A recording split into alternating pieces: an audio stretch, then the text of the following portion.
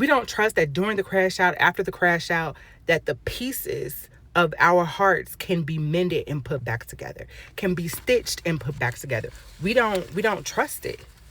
And because we don't trust it, we bottle it all up. We stuff those feelings deep down inside. We don't acknowledge them at all. And you never pour out your heart. You never empty it out. You never do. You never do. 2 Corinthians 12:9. My grace is sufficient for you, for my power is made perfect in weakness. When you're weak, that's when you depend on God the most. And you can see and witness his power the most, because you can recognize in your weakness, he is stronger. When I'm weak and I have no strength left, I'm doing 125 push-ups and I can't do another one, but somehow I know my body is physically at its maximum point. Somehow I get out another 5. How did I do that? You have to recognize that in your weakness, that extra will, that extra push, that extra strength that you're getting to help you keep going, what's holding your back up is not you. That's God. That's when you can recognize where your help is coming from. That's when you can see that you, in fact, cannot do things on your own, in your own strength. That you, in fact, do need God. That you, in fact, need to be dependent on God.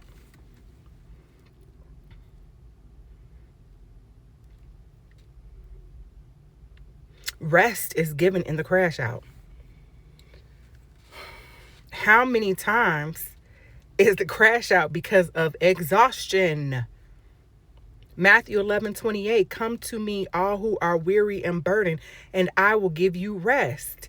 You get to bring your burdens to God, and you get to go take a nap. You get to bring your burdens to God, and you get to exchange them for rest. Rest is not a reward.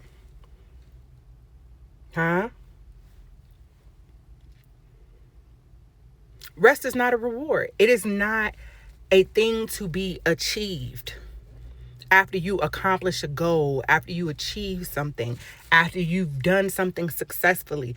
Rest is your right. You get to have that. You get to exchange your burdens at any point in time, and you get to go lay down and rest. You get to say, rest is not because I've endured. Let me say that again. Rest is not because I've endured. But it is an invitation for me to exchange.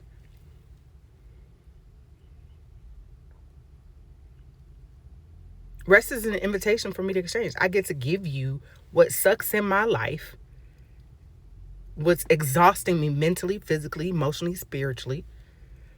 And I get to go rest. I get to go reset whatever needs to be reset in my mind, body, soul, whatever. And I get to give you that part of me that sucks. Psalm 56:8, put my tears in your bottle. Who is out here collecting tears, keeping them, storing them, considering them to be so valuable that we're going to put them in a bottle for safekeeping? Nobody but God. Because guess what? You, in the midst of your crash out, even your tears have value. In the midst of you pouring out your heart in this safe space with God, where you can trust him, where you can exchange your burden for rest, even your tears are being stored up and valued.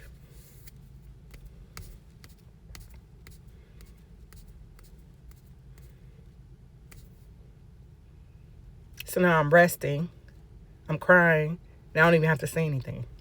Because Romans 8:26 says the Spirit intercedes through wordless groans. So I don't have to say a thing. Words are not needed in my prayer.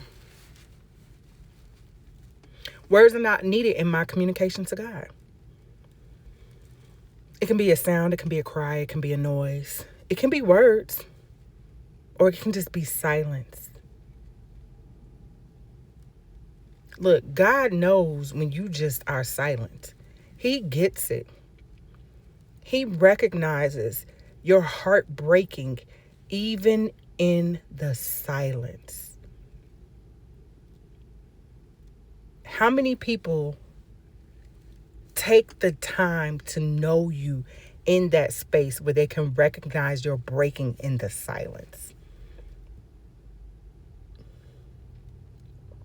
And even after all of that, even after you have shifted all the way around in this thing, in this crash out, and I mean, you are losing it, because that's a lot. Look at all the things that we've discussed, all the scriptures. We are doing a lot here.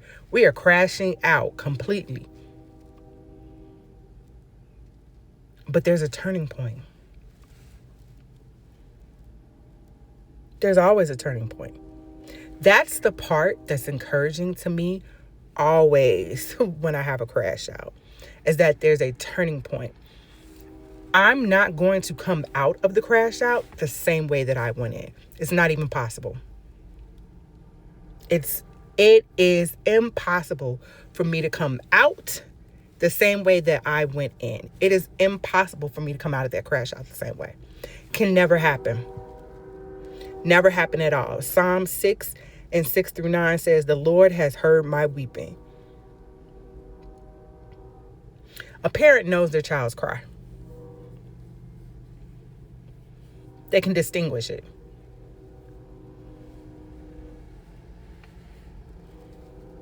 They know. As a mom myself, I remember walking through the mall with my mom, and she was so far ahead of me, and I was already a grown woman at this point, and I was trying to call her so she could slow down. You know how our mamas get in the mall. They get to walking fast when they're on a mission. And I was like, "Ma." And when I tell you I yelled, she turned. Not all the women turned. I mean, I'm pretty sure not everybody was a mother, but I'm pretty sure some were. But she turned. She knew.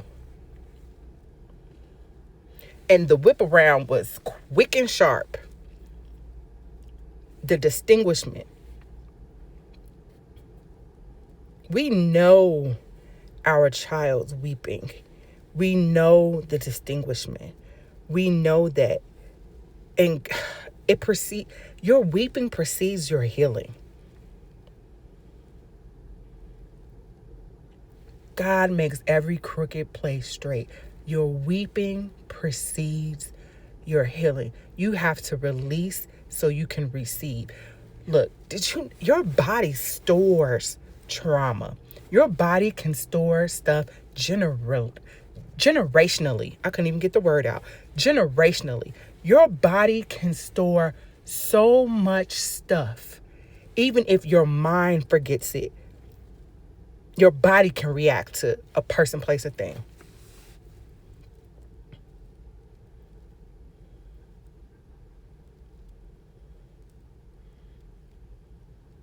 But that's encouragement. That's encouragement that the weeping precedes my healing. That's encouragement.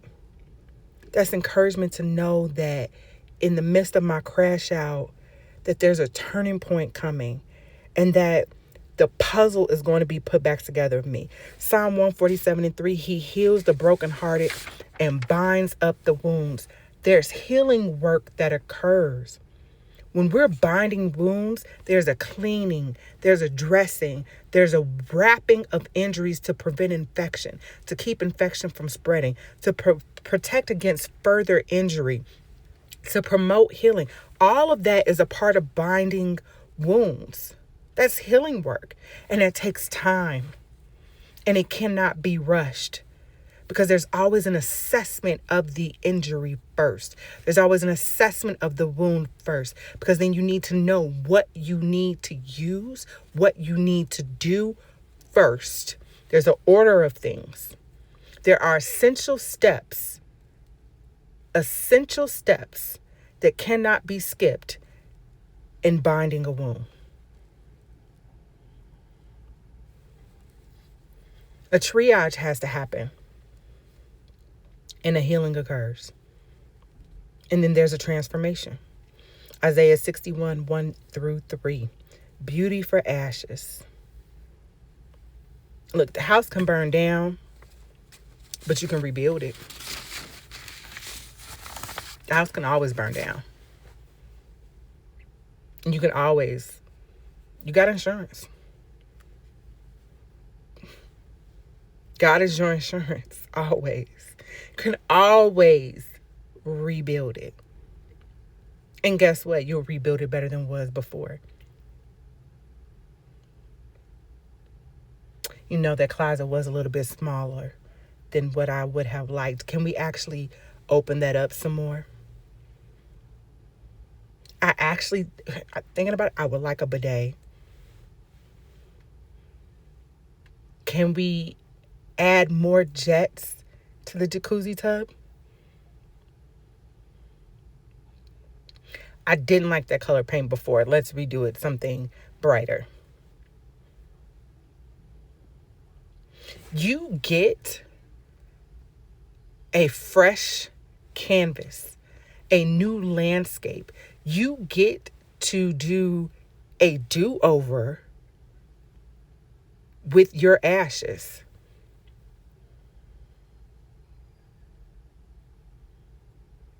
So stop avoiding the crash out. Embrace it. Embrace the crash out. Stop trying to avoid it. And don't seek perfection. Just do it. Because listen, the quicker you do it, the more comfort you will receive. The more enveloped in God's love you will be.